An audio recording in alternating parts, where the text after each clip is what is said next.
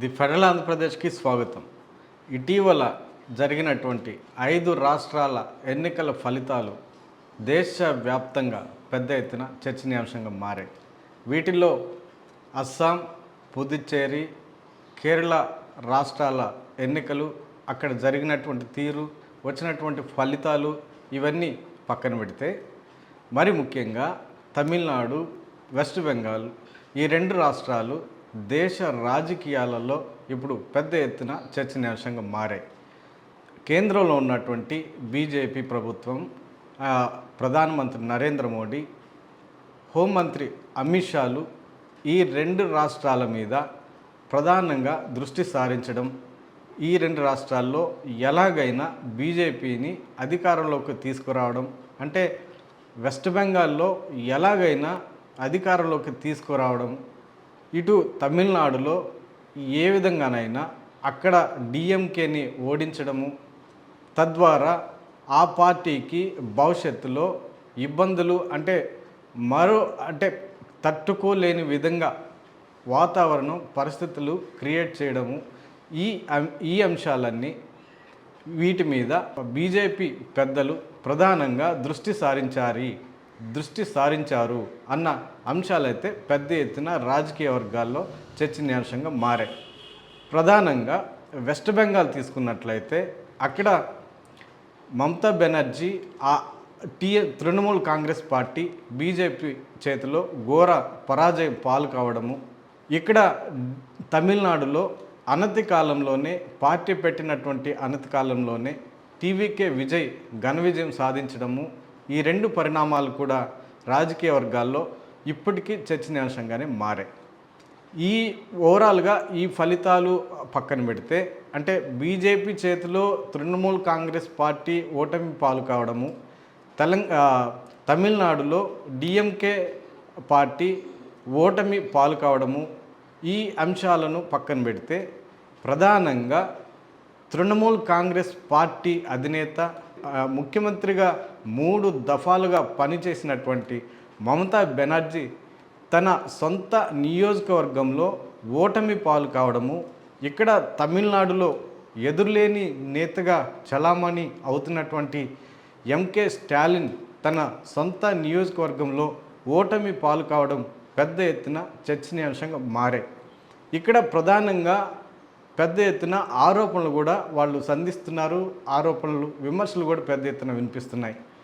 మమతా బెనర్జీ తన సొంత నియోజకవర్గంలో కావాలని మమతా బెనర్జీని ఓడించడానికి బీజేపీ చేయని పని లేదు, చాలా తీవ్రంగా ఏ విధంగానైనా ఆమెను ఓడించి తీరాలి అన్న కక్షపూరిత వాతావరణంలో, కక్షపూరిత ఎత్తుగడలు వేసి ఆమెని ఓడించి, తద్వారా వెస్ట్ బెంగాల్లో బీజేపీకి, ఆ పార్టీ ఆధిపత్యానికి ఎదురు లేకుండా చేసుకోవడానికి ఆమెని ఓడించారు అన్న ఆరోపణలు కూడా వినిపిస్తున్నాయి.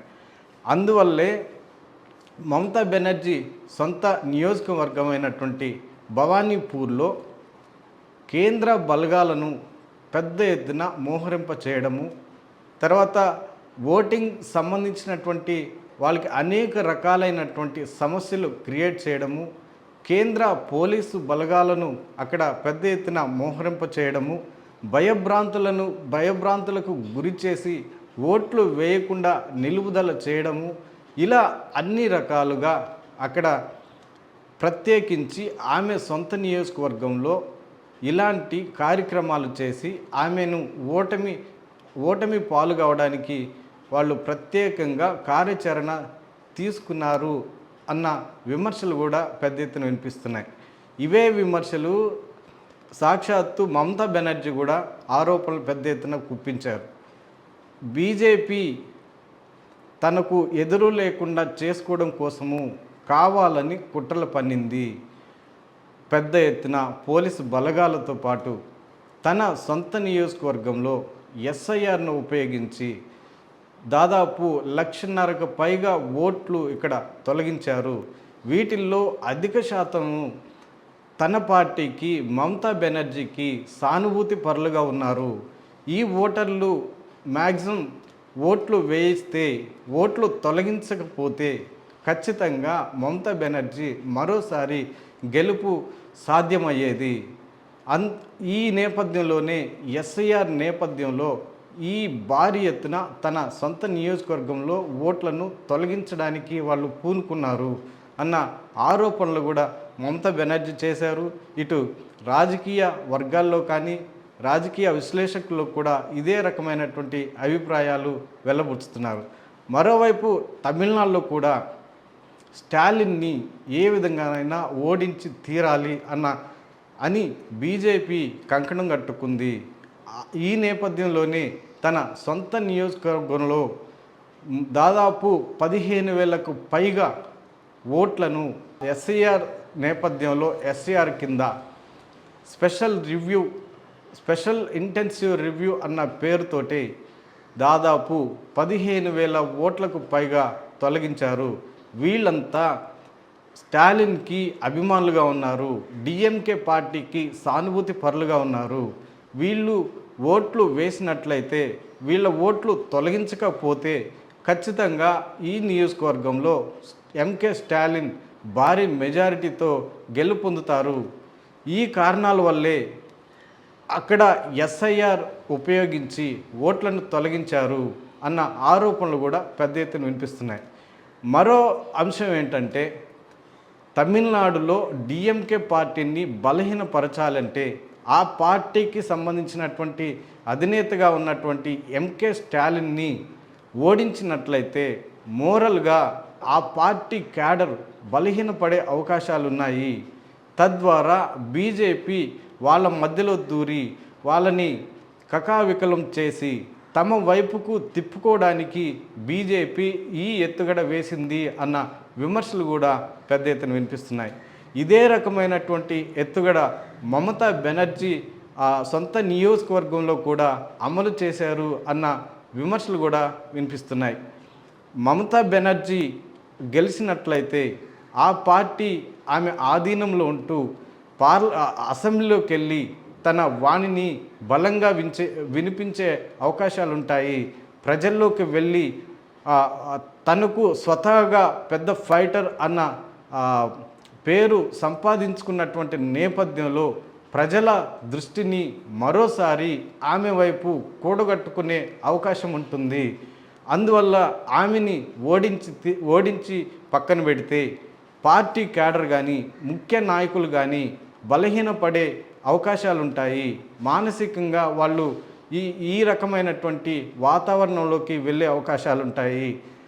ఈ నేపథ్యంలో తృణమూల్ కాంగ్రెస్ పార్టీకి సంబంధించినటువంటి ముఖ్య నాయకుల్ని క్యాడర్ని భవిష్యత్తులో తమ వైపుకు తిప్పుకోవడానికి బీజేపీ ఇలాంటి ఎత్తుగడలు వేసింది అన్న విమర్శలు కూడా పెద్ద ఎత్తున వినిపిస్తున్నాయి.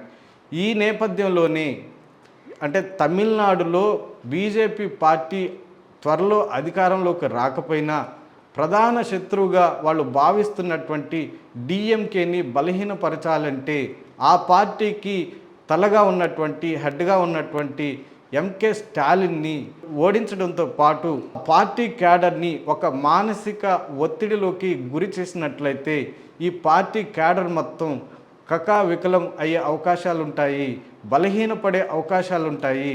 దీని ద్వారా బీజేపీ అక్కడ బలపడవచ్చు, ఆ క్యాడర్ మొత్తాన్ని తమ వైపుకు తిప్పుకోవచ్చు అన్న ఎత్తుగడలతో అటు మమతా బెనర్జీని కానీ ఇక్కడ స్టాలిన్ కానీ తమ సొంత నియోజకవర్గాల్లో ఓడించారు. కావాలనే ఈ కార్యక్రమానికి బీజేపీ పెద్దలు తెర తీశారు అన్న విమర్శలు అయితే వినిపిస్తున్నాయి.